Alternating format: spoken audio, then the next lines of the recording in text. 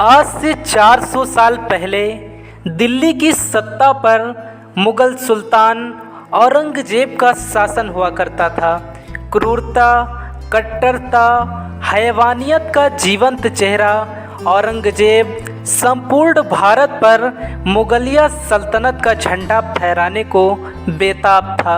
उत्तर को जीतने के बाद औरंगजेब की बर्बर सेनाएं दक्षिण भारत को विजय करने निकली, लेकिन दक्षिण में उनकी राह का सबसे बड़ा रोड़ा छत्रपति शिवाजी महाराज थे, जिनके जीते जी औरंगजेब कभी दक्कन में पांव न धर सका। लेकिन 1680 ईस्वी में शिवाजी की मृत्यु के बाद औरंगजेब की दक्षिण विजय की चाहत फिर से जागी और उसने अपनी पूरी सेना दक्कन में उतार दी।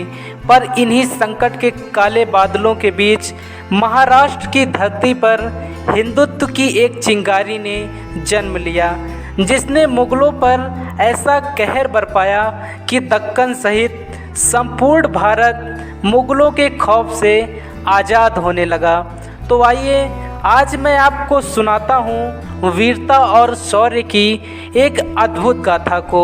रौबीला अंदाज, हाथ में तलवार, हुंकार में भवानी और मस्तक पर तिलकधारी उस योद्धा का नाम छत्रपति संभाजी महाराज था। हमारे महान इतिहास में हिंदू वीर के नाम से भी उन्हें नवाजा गया। महाराष्ट्र की धरती से हिंदुत्व का बिगुल फूंकने वाले छत्रपति संभाजी महाराज एक अजेय महाप्रतापी योद्धा थे। वो एक सैलाब थे जिन्होंने 9 साल में 120 लड़ाइयाँ लड़कर मुगल हुकूमत की जड़ें हिला दी। वो परम प्रतापी शिव भक्त थे, जिनकी भुजाओं से दिल्ली की सल्तनतें सहम उठी। 60 किलो की तलवार लेकर जब वो रणभूमि में उतरते तो उनके दुश्मन थर थर कांपने लगते थे। 13 साल की उम्र तक 13 भाषाओं का ज्ञान हो चुका था। शस्त्र और शास्त्र के ये प्रकांड विद्वान थे। इन्होंने हिंदुओं के लिए कई शास्त्र भी लिखे। इन्होंने गोवा में पुर्तगालियों को उखाड़ फेंका। बीजापुर और गोलकुंडा के सुल्तान उनकी तलवार के आगे खामोश रहते और औरंगजेब को वो अपने पैरों की जूती पर रखते। लेकिन अपनों की गद्दारी के कारण जब औरंगजेब के पकड़ में आए तो औरंगजेब ने इन्हें बहुत बेरहमी से मौत के घाट उतार दिया। आइए दोस्तों, आज हम जानते हैं उस वीर मराठा छत्रपति संभाजी महाराज के सच्चे अनसुने इतिहास को। ईस्वी सन 1680 में छत्रपति शिवाजी महाराज की मृत्यु के बाद संभाजी महाराज को उनकी सौतेली माँ सोयराबाई ने पहनाहिला के किले में घेर लिया ताकि वो राजा न बन सकें और सोयराबाई का बेटा राजा बने। परंतु अपनी सौतेली माँ के इस षड्यंत्र की भनक पड़ते ही शेर के उस शावक ने पनहला के उस किले को पहले ही अपने कब्जे में ले लिया और स्वराज्य के गद्दारों के मस्तक धड़ से उतारने की कसम खाते हुए रायगढ़ की ओर कूच कर दी। 20 जुलाई 1680 को पूरे विधि विधान के साथ हिंदू हृदय सम्राट छत्रपति संभाजी महाराज गद्दी पर बैठे। राजा बनते ही इन्होंने अपनी सेना को रायगढ़ में इकट्ठा किया और मुगलों के विरुद्ध खुले युद्ध का ऐलान कर दिया। 1681 की मध्य रात्रि को औरंगजेब की दूसरी राजधानी बुरहानपुर पर हमला बोल दिया।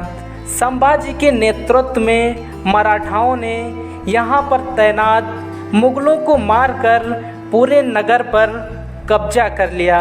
शंभू राजे ने इस किले में औरंगजेब का खजाना लूटकर पूरे किले को धराशाही कर दिया। किले के साथ ही साथ उन्होंने पूरे नगर को भी धराशाही कर दिया। मराठाओं के इस पराक्रम से औरंगजेब आग बबूला हो उठा। उसने अपने एक बड़े सेनापति हुसैन कुली खां को एक बड़े लश्कर के साथ मराठाओं के विरुद्ध युद्ध में उतारा। कुली खां दिल्ली से ये कहकर निकला कि वो 3 दिन में मराठाओं को ख़त्म कर देगा, लेकिन वो 3 साल तक वापस नहीं लौटा। संभाजी ने उस पर तगड़ा घेरा डाल रखा था। मराठाओं के आगे उसकी पूरी सेना मारी गई। कुली खां युद्ध के मैदान से डर कर भाग गया। इस प्रचंड जीत ने संभाजी महाराज को रातों रात दक्कन का सूरमा बना दिया, लेकिन औरंगजेब ये बर्दाश्त नहीं कर सका। उसने 1 महीने के बाद ही खान बहादुर जहाँ को 1 लाख की सेना के साथ सतारा के मैदान में उतार दिया। लेकिन मराठाओं की छापामार युद्ध नीति ने और संभाजी महाराज के कुशल नेतृत्व और शौर्य ने खान बहादुर जहाँ को भी युद्ध में पराजित कर दिया। औरंगजेब इसी तरह अगले 2 साल तक 15 बार अपनी सेनाओं को भेजता रहा, पर संभाजी महाराज हर बार इन धूर्त मुगलों को पराजित कर देते थे।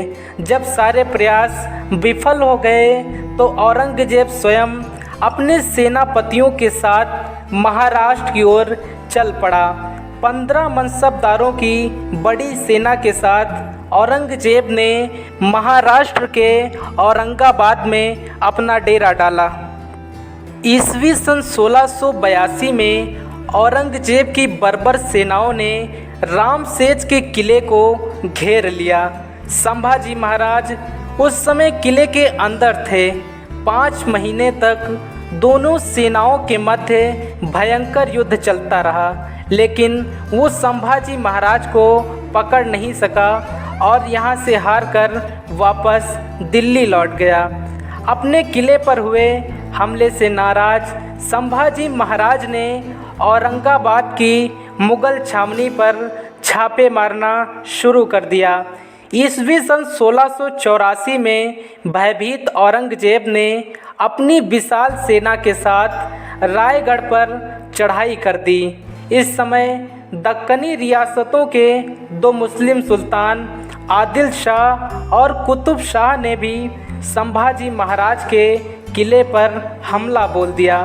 संभाजी महाराज अब चारों ओर से दुश्मनों से घिर चुके थे। उन्होंने मराठाओं को किले पर फैला दिया और रायगढ़ की प्राचीर से मुगलों पर तोप, तीर, भालों की बौछार कर दी। अपनी सेना को भागता देख औरंगजेब भी युद्ध के मैदान से कायरों की तरह भाग गया। लेकिन इस बड़ी हार के बाद औरंगजेब और अधिक चिढ़ गया।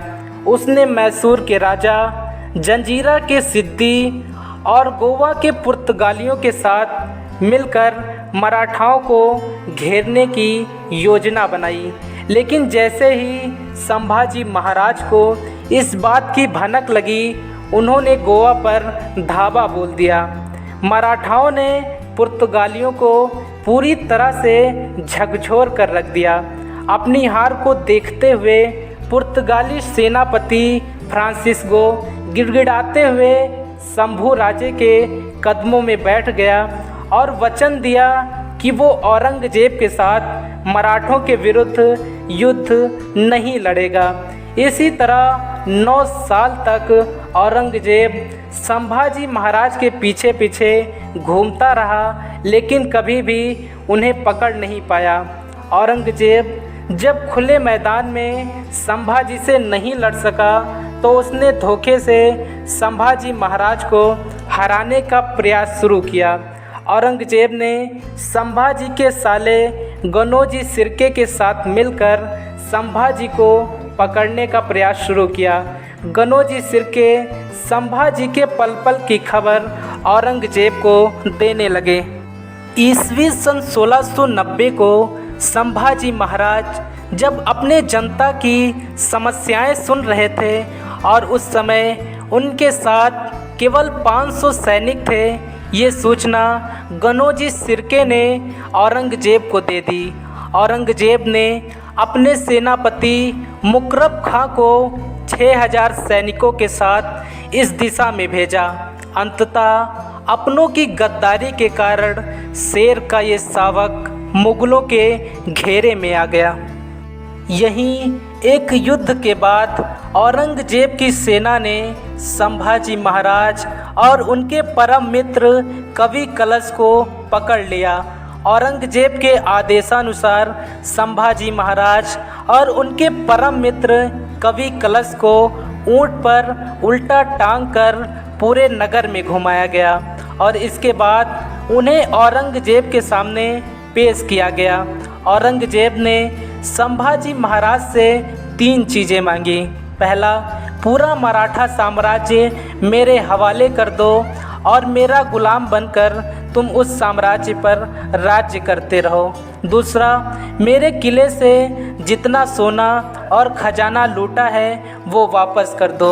और तीसरा, हिंदू धर्म छोड़कर इस्लाम को स्वीकार कर लो। शंभू राजे ने इनमें से एक भी शर्त मानने से मना कर दिया, लेकिन इसके बाद क्रूर औरंगजेब ने दोनों वीरों को जेल में डाल दिया। दोनों ने अन्न जल का त्याग कर दिया, जिसके बाद औरंगजेब ने पहले इनके सारे नाखून उखड़वा दिए, आँखों में मिर्ची डालकर गर्म सलाखों से उनकी आंखें फोड़ दी। इसके बाद उनके हाथ और पैर की उंगलियां काट दी गई, बालों को खींच खींच कर उखाड़ दिया गया, उनकी जीभ काट दी गई और धीरे धीरे उनकी खाल उतारनी शुरू कर दी गई। ये सब 40 दिनों तक चलता रहा।